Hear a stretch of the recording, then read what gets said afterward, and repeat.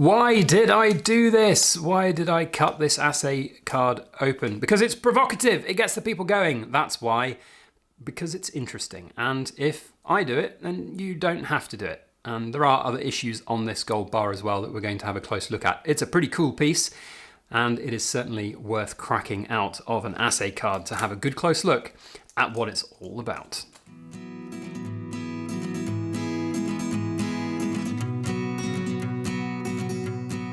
Backyard Bullion here. Welcome to another Precious Metal Ramble, where we have down-to-earth discussions about all things precious and shiny. And we've got an interesting discussion to have today. Should you take gold bars out of their assay cards? Well, we're going to do just that today, and it's provocative. It's going to get the people going. I know there's going to be some people who will shout at me down in the comment section, but don't worry, I have full permission from the owner of this bar to do that, because as you may see, there are some interesting little markings going on this particular bar. If we can get it to focus, there we go. It's meant to be a really pretty bar with like a hologram on the back, and you can see the hologram in certain angles just fine, but in other angles, there's like distortion from the plastic, I think. Anyway. We don't know if those are on the bar or not.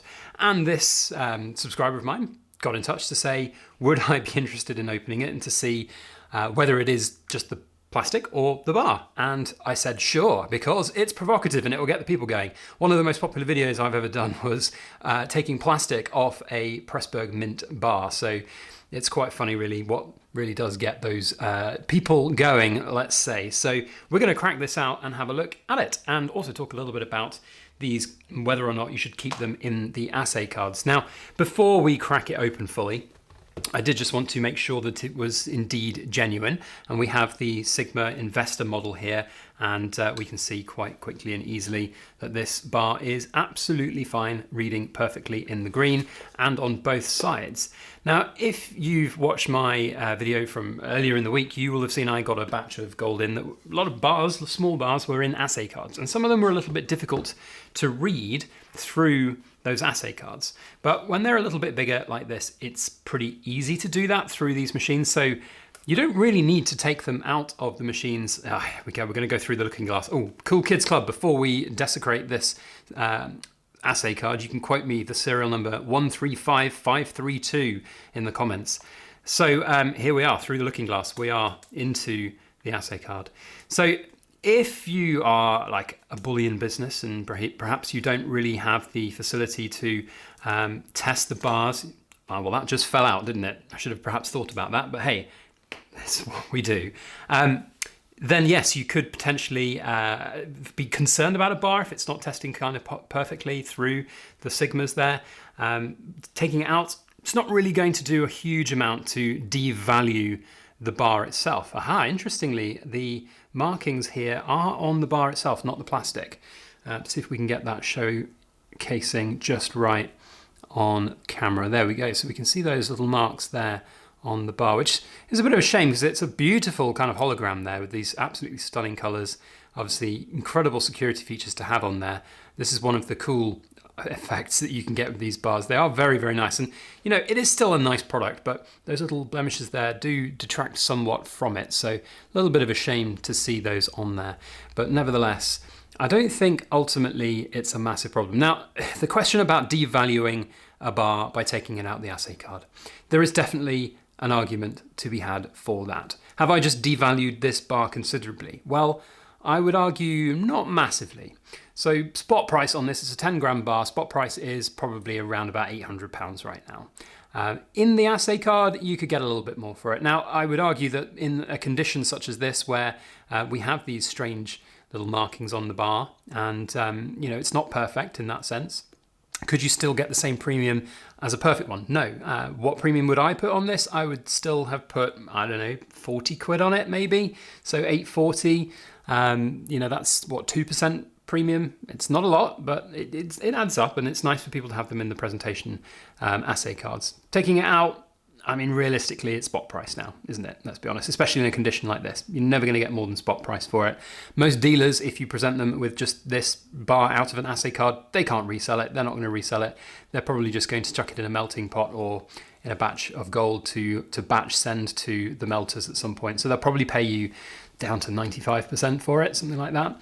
So if you are going to break bars out of assay cards, you've got to really have a think about how you're going to sell it at some point, because it's all about resellability. That's the big thing here for any of these kind of products, whether it's coins, bars. If you're taking things out of OMP, original mint packaging, then you really do have to understand what you're going to be doing to the bar. It's not that you're really devaluing the gold. The gold is still valuable. It's still £800 worth of gold in this at current spot price.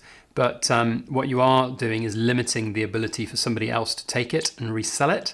And so dealers would not be good for this. Now, if the going market rate from dealers on these kind of products are, say, like £900 a bar, they're more likely to give you, £800 for a completely encased one, which is spot price. I don't know what the buyback prices are for dealers on these at the moment, but they're more likely to give you a better price because they know they can resell it, especially if it's a popular bar. If it's something that looks cool like this, then that would have been a really nice thing to a dealer, whether it's a big one or a small one. But when they're blemished, it's just no, unfortunately. And that's one of the reasons why this subscriber of mine said it's okay to crack it out of the assay card and just see what's happening. Now, I don't know whether some residue from the plastic has kind of got onto the bar and is stuck there. So we can see here there is sort of residue left on there. I am going to give it a quick clean. Let's see what happens. Right, bear with me, I'll be right back. Okay, we are back, and I'm afraid the cleaning didn't help at all. I mean, it's maybe just a little bit shinier than it was, but those marks are still there. For those wondering what I just tried to do, warm soapy water is basically it. If it was surface residue, that would have taken it off, absolutely no problem. I was slightly hesitantly concerned that I might damage the hologram, but I don't think I have. It looks all just fine to me. But no, those little marks on the bar are in fact there. So not entirely sure what those are and whether or not those will ever come off. But yeah, you know what? It is just a bullion bar, and now it is just 10 grams of gold, and it is still pretty. I mean, you can actually enjoy it now, and it's one thing that's cool, but we've taken it out of the assay card, and we can test it easy now on these machines. No worry about going through a, so there we are, all on the right setting already. No worries about going through an assay card or plastic to see.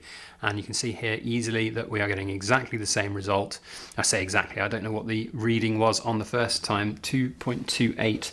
We can almost try and replicate by putting it back into the assay card. It's like trying to undo the crime that I've just committed. Is there a difference?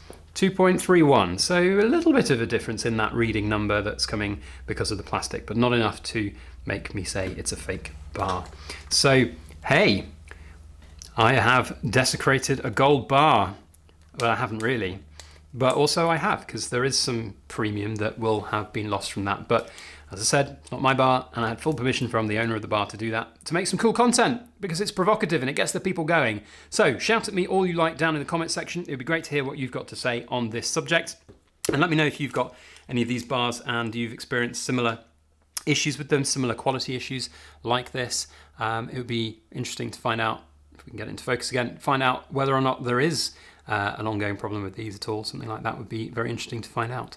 Otherwise, that's it from me. Cool Kids Club, you know what to do. Quote me, serial number 135532, and I will know that you're cool. And that's really important in the build-up to our 75,000 subscriber giveaway, where we will be choosing a random video and a random cool kid comment, and you'll be winning a prize. That'd be very fun.